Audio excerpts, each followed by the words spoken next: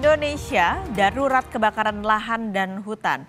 Sejumlah daerah di tanah air kini dikepung asap, penyakit infeksi saluran pernafasan atas pun menghantui warga. Petugas gabungan terus berjibaku memadamkan titik api agar tidak semakin meluas.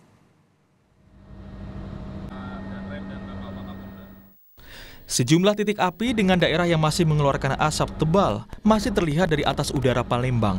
Kebakaran lahan gambut milik perusahaan dan warga ini sudah terjadi sekitar sebulan. Penjabat Gubernur Sumsel, Komandan Satgas Operasi Karhutla, melakukan pantauan udara kebakaran lahan dan hutan di Kabupaten Ogan, Komering Ilir, Sumatera Selatan. Helikopter waterbombing juga masih terus melakukan pemadaman api. Sementara itu, Asprof PSSI Sumsel masih menunggu kepastian resmi dari PSSI Pusat soal memindahkan lokasi pertandingan kualifikasi Piala Dunia 2026 antara Timnas Indonesia kontra Timnas Brunei Darussalam. Sebelumnya PSSI berencana menggelar pertandingan ini di Stadion Gelora Sriwijaya Jakabaring, Palembang. Rencana ini gagal karena kondisi kabut asap yang masih menyelimuti kota Palembang. Dengan salah satu pengurus panitia yang nanti akan berada di Palembang untuk pertandingan Brunei Darussalam dan Indonesia, hanya sebatas seperti dulu, belum ada komitmen ataupun pemberitahuan bahwa pembatalan itu.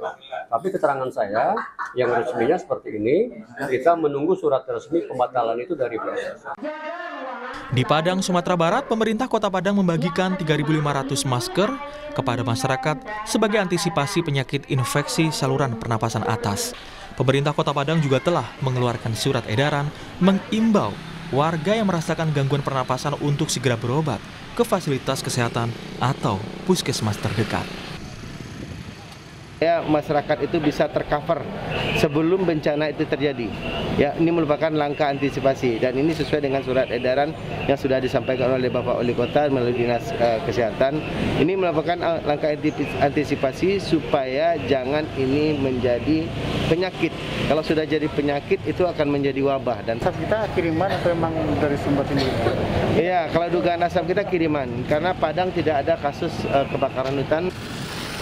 Sementara kualitas udara yang sangat tidak sehat membuat Banjarmasin berada pada status siaga darurat kabut asap hingga 31 Oktober 2023. Pemkot Banjarmasin mengambil kebijakan pembelajaran jarak jauh atau daring mulai tingkat PAUD, SD hingga SMP. BPBD mencatat sejak 26 Juni hingga 2 Oktober, ada 32 titik lokasi kebakaran lahan di Banjarmasin dengan luasan mencapai 5,3 hektar. Namun BPBD menyangkal kabut asap bukan berasal dari kebakaran hutan dan lahan. Di kita itu tidak berdampak kabut asap. Kabut asap yang ada ini karena kiriman dari daerah-daerah tetangga kita yang memang sangat banyak titik apinya mengepung Banjarmasin ya, jadi terbawa angin ya Banjarmasin juga terdampak asap. Di Balikpapan, Kalimantan Timur, hampir 2 hari kota Balikpapan dilanda kabut asap. Kabut asap terlihat saat pagi hari.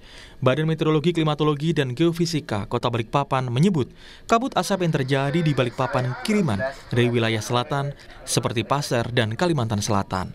Tercatat hampir 200 titik panas di Kalimantan Timur.